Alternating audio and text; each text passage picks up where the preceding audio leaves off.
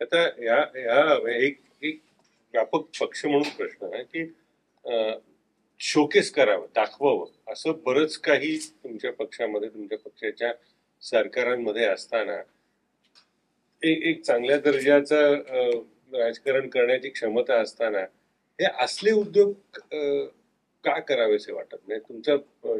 ते काम पुरेसं नाहीये का? म्हणजे चांगलं राजकारण, चांगलं अर्थकारण जर ते मानलं तर ते पुरेसं नाहीये का की या ज्या विद्वेषाच्या मुद्द्यांचा संदर्भ असेल किंवा हे अन्य पक्षीय नेते घेणं असेल, म्हणजे तुमचं बाकीचं राजकारण एवढं पुरेसं आहे की त्याच्यावरती तुम्ही नाही का सत्ता करू शकत? मुळामध्ये मला त्याचे धन्यवाद दिले पाहिजे की आम्ही परंपरागत जे करतोय ते पुरेसं आहे किंवा योग्य आहे किंवा बरं आहे असा वाटणारा एक वर्ग आहे ज्याच्यात तुम्ही आहात, त्याचा आनंद आहे.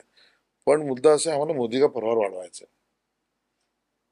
आम्ही त्याच्यात काही लपून बोललेलो नाही. जे निर्णय केले आता त्याच्यात तुम्ही जर फोडाफोडीचे म्हणाल तर त्या बाबतीतही स्पष्ट भूमिका आहे. दोन पक्ष फुटले कारण त्यांच्या मुलगा आणि मुलगी, पुत्र आणि पुत्री प्रेमामुळे फुटले. एकनाथ शिंदेना स्थान योग्य दिलं असतं किंवा शिवसैनिकाला स्थान दिलं असतं.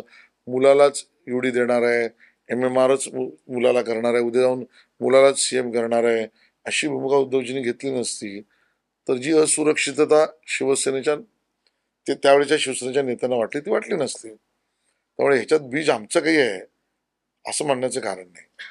पवार साहेबांचं पण तेच आहे. जर अजितदादांना नेतृत्व दिलं असतं किंवा त्यांना असुरक्षित वाटलं नसतं, मुलींच्याच बाजूने त्या तिलाच अध्यक्ष करायचं आहे अशा स्वरूपाची त्यांची इंटरनल वर्किंग नसती तर कदाचित तेही झालं नसतं. एक आणि दोन, ह्या दोन्ही पक्षांना धडा तर शिकवलाच पाहिजे. ही भूमिका अमित शहानी स्पष्ट घेतली. इनको दंडित करना चाहिए. याचं कारण स्पष्ट आहे ना. उद्धवजींनी धोका केला आणि पवार साहेबांच्या पक्षाने लबाडी केली. उद्धवजींनी आमच्या बरोबर मतं घेऊन सरकार बनवण्याची संधी मिळते का समजून दुसऱ्या बरोबर त्या ठिकाणी सरकार बनवलं. हे कुठल्या नैतिकतेमध्ये होतं?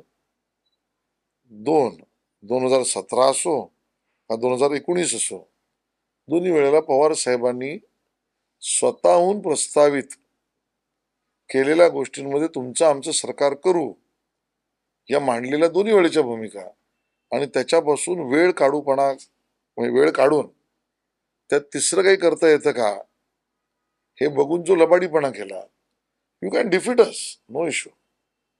डेमोक्रेटिकली आम्ही केजरीवालांसमोर हरलो, आम्ही ममता समोर हरलो, आम्ही आमची राजकीय लढाई लढतो.